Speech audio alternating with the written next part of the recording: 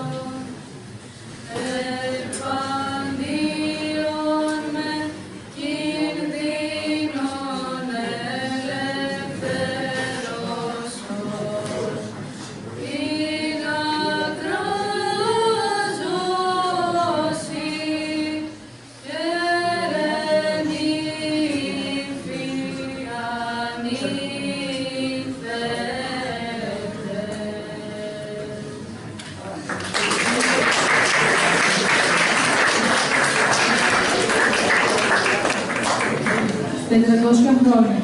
Δεν είναι απλώς ένας αριθμός σε μια σελίδα ιστορίας, είναι η διάρκεια μιας σιωπής που έπρεπε να σπάσει. Στις αρχές του 19ου αιώνα, η Ευρώπη έβρεζε κάτω από την πόδα των αυτοκρατοριών, όμως στην ελληνική Χερσόνησο η έννοια της ελευθερίας είχε αρχίσει να μεταμορφώνεται από μια μακρινή ανάμνηση σε μια επιτακτική ανάγκη. Δεν ήταν μια αυθόρμητη έκρηξη, ήταν το αποτέλεσμα μιας αργής, επίπονης πνευματικής διεργασίας. Οι έμποροι στις παροικίες, οι δάσκαλοι του γένους, στα κρυφά και φανερά σχολιά, οι ναυτικοί που όρμαναν το Μεσόγειο, μεταφέροντας ιδέες μαζί με τα εμπορεύματα, όλοι αυτοί έγιναν νεοδοί του διαφωτισμού. Ο Ρήγας Περαίος δεν έσπηρε απλώς τύπους, έσπηρε το όρμα μιας βαλκανικής συνεργασίας ενάντια στην τυραννία. Όταν ίσως ενθουσιαζόταν, η σπίθα είχε ήδη περάσει τις καρδιές των φιλικών. Τούριος Ρήγα, τραγούδι από τη χοροδία του.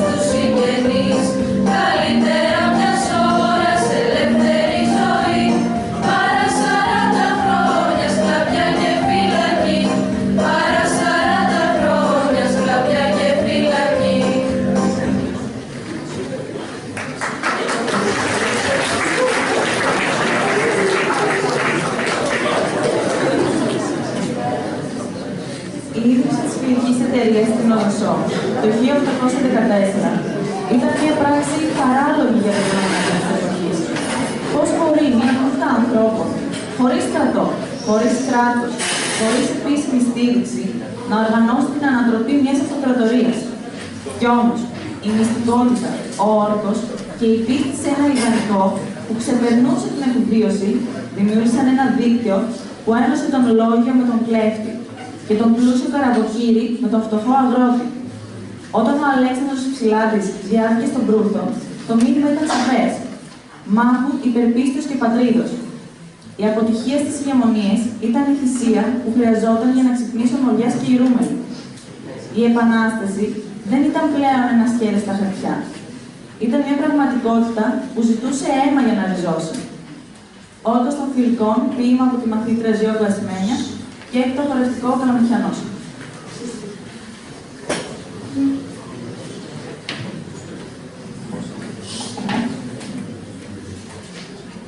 Τέλος πάντων, ορκίζομαι εισέ, ο ιερά πλην θησαυλία πατρίς. Ορκίζομαι εις τους πολυχρονίους βασάρμους. Ορκίζομαι στα πικρά δάκρυα, τα οποία τόσους αιώνας έχισαν και χύνουν τα ταλέπορα τέκνα σου. Και στα ίδια μου δάκρυα, χυνόμενα κατά ταύτη στιγμή, και στη μέλουζον ελευθερία των ομογενών μου, ότι αφιερώνομαι όλος εισέ. Εις το εξής, εσύ θέλεις να είσαι η αιτία και ο σκοπός των διαλογισμών σου. Το όνομά σου, ο οδηγός των πράξεών μου και η ευτυχία σου, η ανταμοιβή των κόπων. Η Θεία Δικαιοσύνη ας εξαντλήσει επάνω στην κεφαλή μου όλους τους κεραυνούς της. Το όνομά μου να είναι εις αποστροφή και το υποκείμενό μου το αντικείμενο της κατάρας και του αναθέματος των ομογενών μου, αν ίσως λησμονήσω εις μίαν στιγμή της δυστυχίας των και δεν εκπληρώσω το χρέος μου. Τέλος, ο θάνατός μας είναι η άφευτος τιμωρία των μαρτήματός μου, για να μην μολύνω την αγνότητα της εταιρείας με τη συμμετοχή.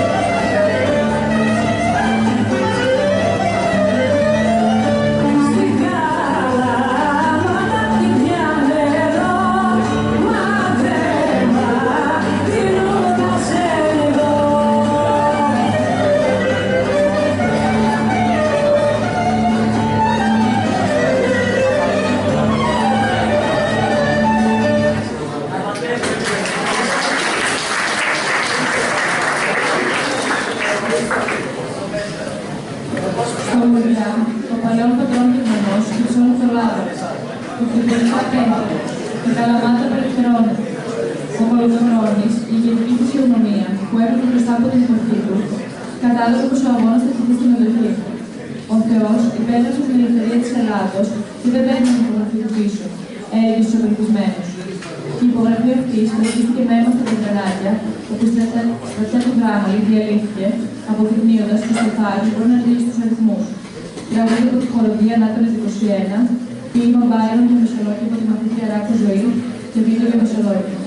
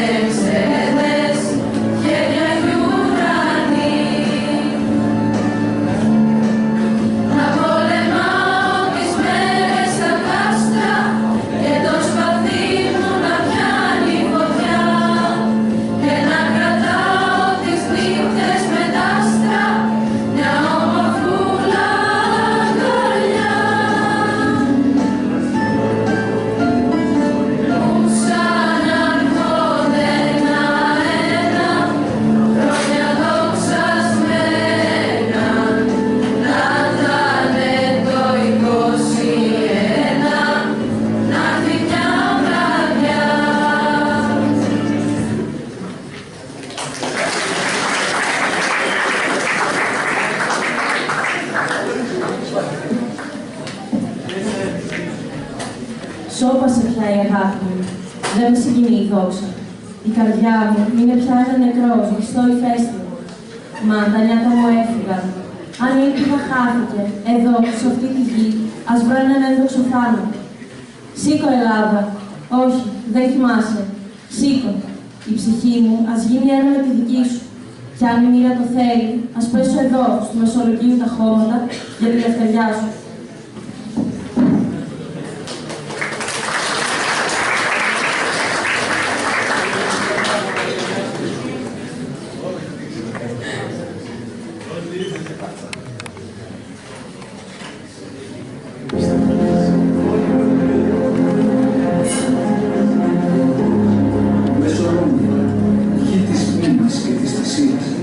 Στην Ιερή Πόλη όλα φιλούν, όλα μιλούν, όλα μας συνδέουν με τους ελεύθερους και μελετημένους.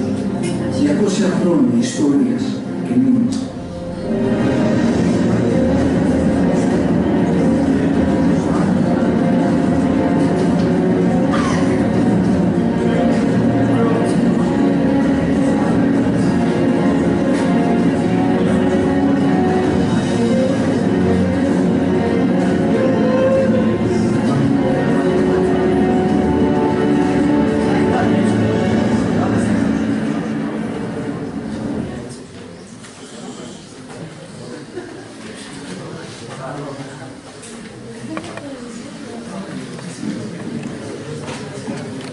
Σήμερα, το 2026, συμπληρώνονται 200 χρόνια μιας από τις ενδοξότερες σελίδες της νεοελληνικής ιστορίας. Μια ρηχτή λωρίδα γης, βουτυγμένη στη λιμνοθάλασσα, γίνεται το κέντρο του κόσμου, το Μεσολόγγιο. Δεν είναι πια απλώς μια πόλη. Είναι ένα σύμβολο. Ενώ ο Μωριάς κλαίγεται στα δυτικά, μια μικρή πόλη, χτισμένη πάνω στο λάσπη και το νερό, το Μεσολόγγιο, αρχίζει να γράφει την δική του εποπία. Γιατί το Μεσολόγγιο, γιατί ήταν η πύλη. Αν έπρεπε το Μεσολόγγιο, ο δρόμος για την Πελοπόννησο θα άνοιγε διάπλατα για τις Οθωμανικές ενισχύσεις από την Ήπειρο. Η πρώτη πολιορκία, το 1822, τελειώνει με θρίαμβο των Ελλήνων την ημέρα των Χριστουγέννων. Ο Μαυροκορδάτος και ο Μάρκος Μπότσαρης κρατούν την πόλη όρθια. Όμως, ο κίνδυνος δεν πέρασε. Το Μεσολόγγιο γίνεται πόλος έκρηξης για τους φιλέλληνες όλης της Ευρώπης.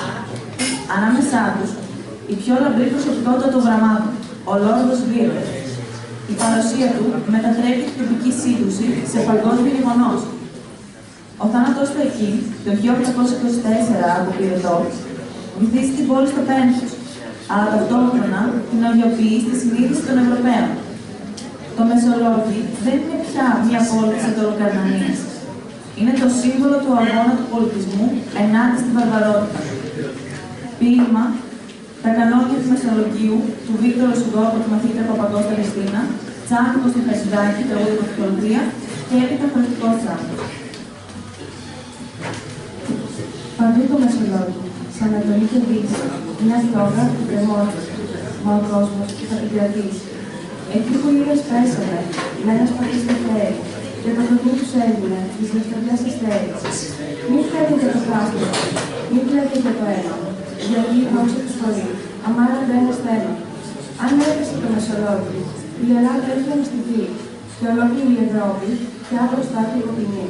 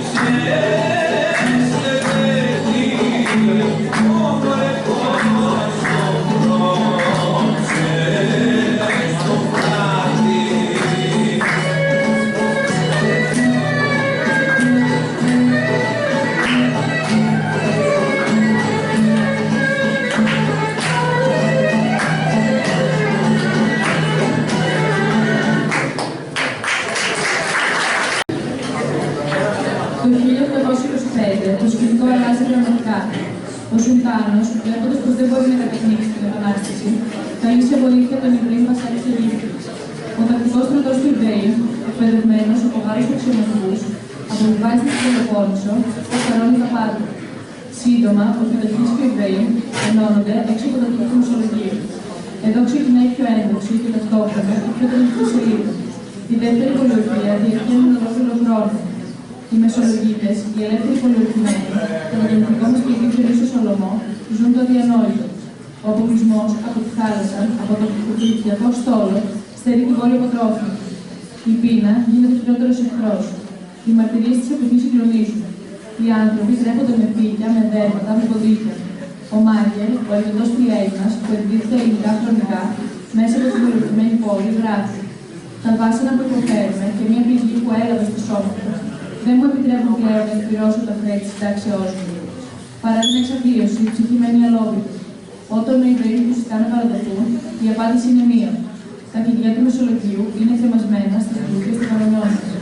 Ελεύθερη πολιορκημένη Σολομός, το ακουστικό υλικό και μετά θετικό δρόμενο λίγο πριν την έξοδο, με τους μαθητές Οικονόμου Ευθύμη, Σδούρου Βασίλη, Γόλια Βασίλη, Βέκο Δημήτρη.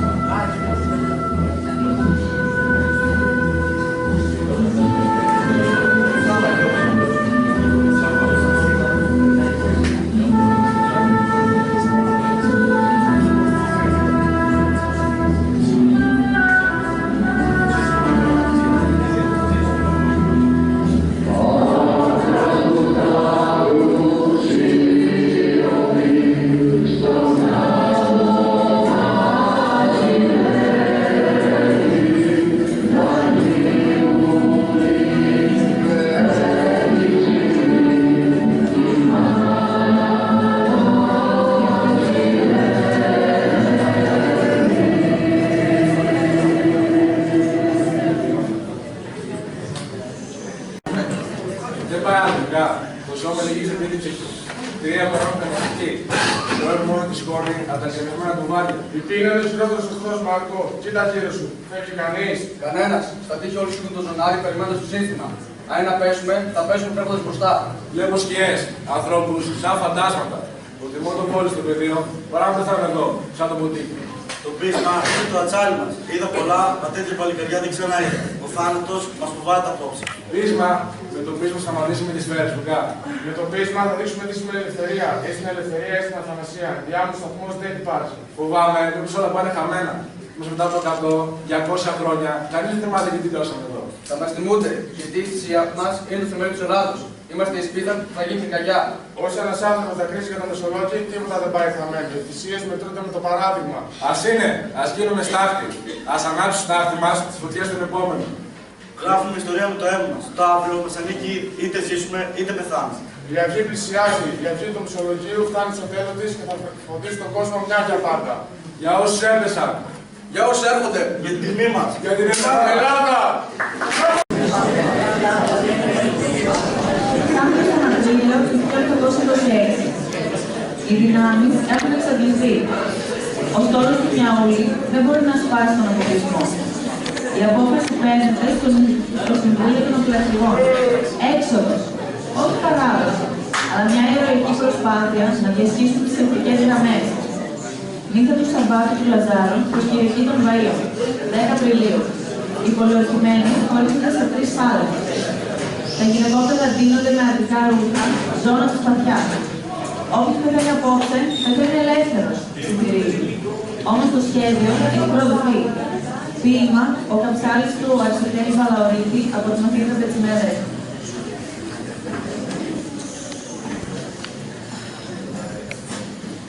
Φωτιά, παιδιά, μη τρέχετε.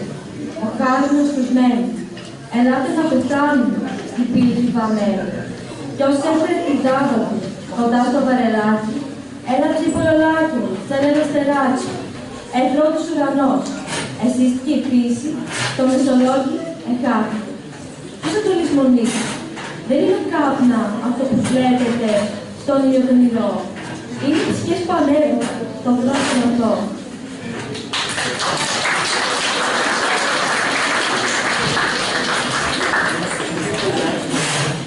Ενώ έξω από τα τείχη η λιμνοθάλασσα γινόταν ένας απέραντος τάφος, μέσα στην πόλη γραφόταν την τελευταία πράξη. Ο Χρήστος Καψάρης, ένας ευάλωτος γέροντας, συγκέντρωσε στην καταποθήκη όσους δεν μπορούσαν να τρέξουν, τους πληγωμένους, τους ηλικιωμένους, τις γυναίκες με τα βρέχη.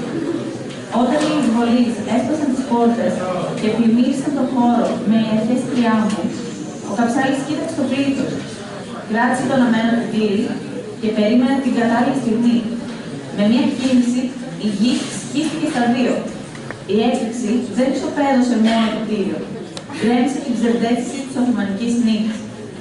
Ποίημα του Κ. Παλαμάς, η δόξη του Μεσολόγγι από τη μαθήτρια της Σοκουλάνας, τραγούδι από τη Χοροδία και χορευτικό «Έχει για Παναγιά».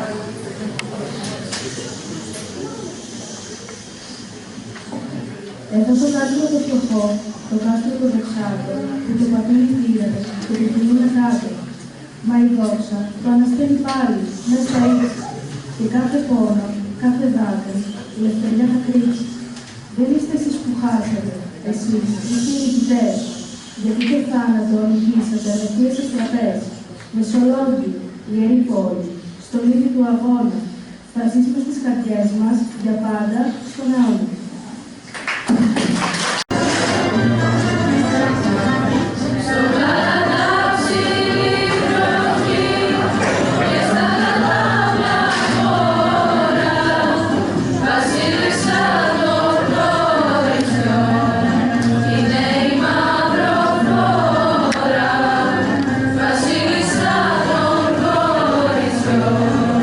Είναι η μαυροφλόρα,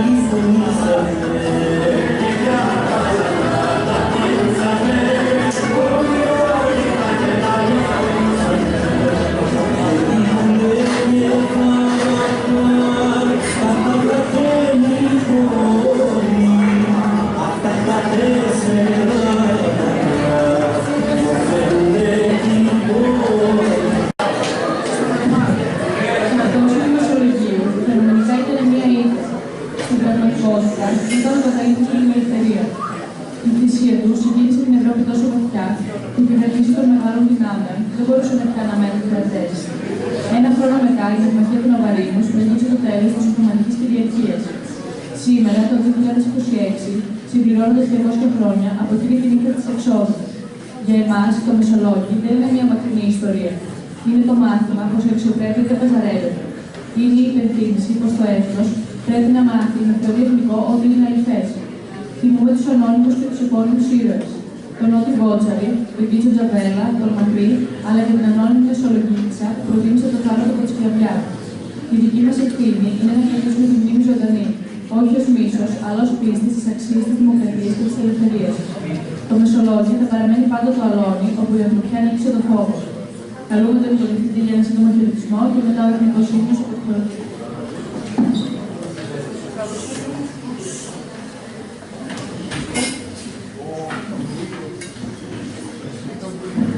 Να ευχαριστήσω πάρα πολύ τις συναδέλφες της κυρίας Γιάννα Μιγκόρα από τα Τσίγια.